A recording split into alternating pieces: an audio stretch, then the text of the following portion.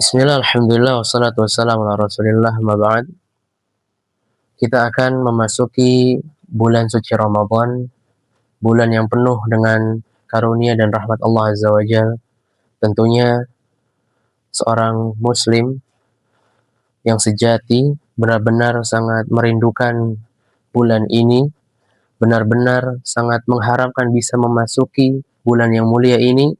Diceritakan dari sahabat Nabi Shallallahu Alaihi Wasallam, Talha bin Ubaidillah radhiyallahu an, bahwasannya ada satu keutamaan yang benar-benar disaksikan oleh para sahabat dan dipersaksikan oleh Nabi Shallallahu Alaihi Wasallam, ditegaskan oleh Nabi Shallallahu Alaihi Wasallam bahwasannya ketika dua orang sahabat saling berteman, saling mengingatkan dalam kebaikan.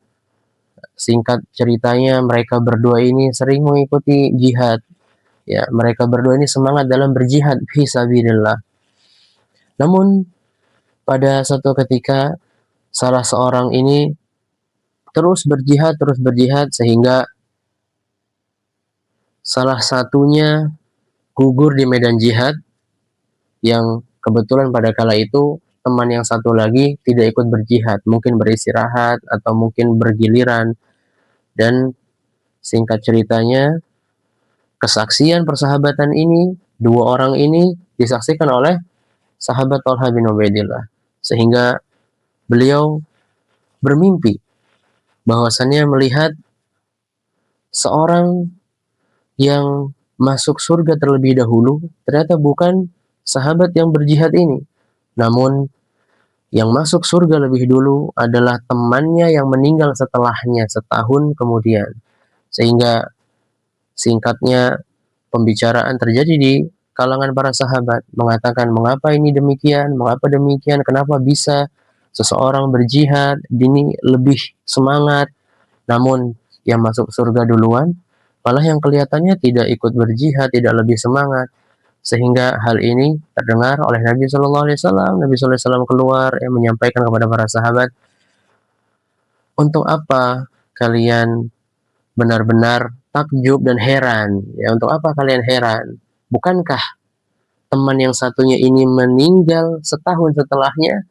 Iya ya Rasulullah. Maka ketahuilah, kata Nabi Shallallahu Alaihi Wasallam, perbedaan antara dia dan temannya yang mati dalam medan jihad seperti langit dan bumi. Karena dia mendapatkan setahun kemudian itu, dia meninggal setelahnya, itu mendapatkan Ramadan. Kata Nabi SAW, bukankah dia sempat berpuasa? Iya ya Rasulullah. Dia sempat beribadah di Ramadan? Iya ya Rasulullah.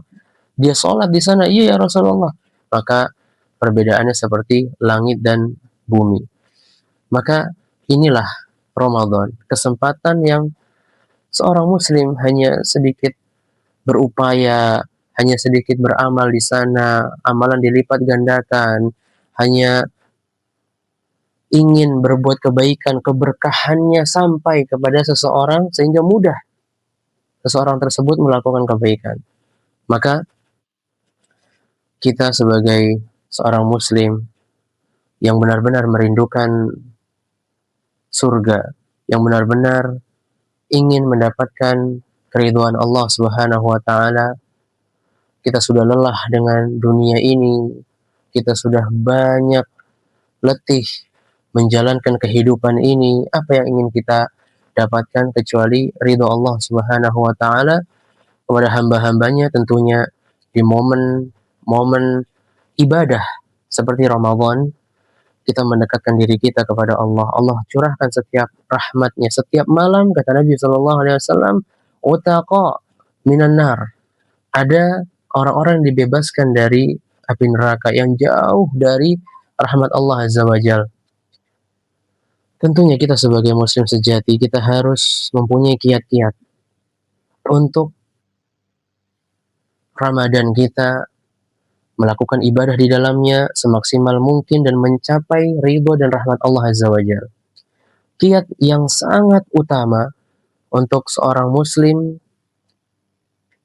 menyambut Ramadan, untuk seorang muslim masuk ke Ramadan, dia harus mempunyai satu kiat yang paling utama adalah tentang menata hati. Menata hati sangat-sangat penting. Sebagaimana hati ini awal dari segala sesuatu, awal dari sebuah tindakan, awal dari seluruh perasaan, seluruh amalan, baik amalan yang batin maupun yang zahir, ini semua berawal dari hati.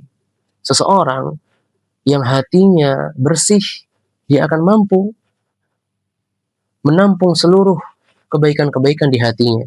Seseorang yang hatinya bersih akan mampu mewujudkan seluruh amal-amal soleh, sehingga ada asar yang sangat mulia dinisbatkan kepada sahabat Utsman bin Affan radhiyallahu an, mengatakan, "Lau tahurat qulubukum," kalau seandainya hati kalian itu bersih, masyabi'tum min kalami rabbikum, kalian tidak akan pernah puas, tidak akan pernah merasa cukup untuk membaca kalamullah, untuk melihat kalamullah, karena hatinya bersih. Hati itu sebagai wadah, hati adalah sebagai cermin. Ketika dihadapkan dengan cermin, ya, cermin dihadapkan dengan sesuatu akan memantulkan bayangan yang sama, persis seperti itu. Kalau kebaikan maka kebaikan. Kalau diarahkan kepada keburukan maka keburukan, cenderungnya kepada hal tersebut. Maka penting sekali bagi seseorang untuk memasuki Ramadan menata hati, ya, kemudian dengan kualitas. Kalau kita melihat potret para ulama, kita mengatakan, oh begini dan begitu, susah sekali, khatam sehari 1 kali, khatam 1 hari 2 kali. Di antaranya adalah potret misalnya ulama yang tersohor, yang kita agung-agungkan, Al-Imam Asy-Syafi'i rahimahullah. Beliau itu bisa khatam Al-Quran dalam sehari itu sebanyak 2 kali. Mungkin kita merasa jauh kalau dibandingkan para ulama. Kita merasa jauh kalau dibandingkan sholat tarawihnya para salaf kita. Namun Allah Azza wa Jal sangat adil.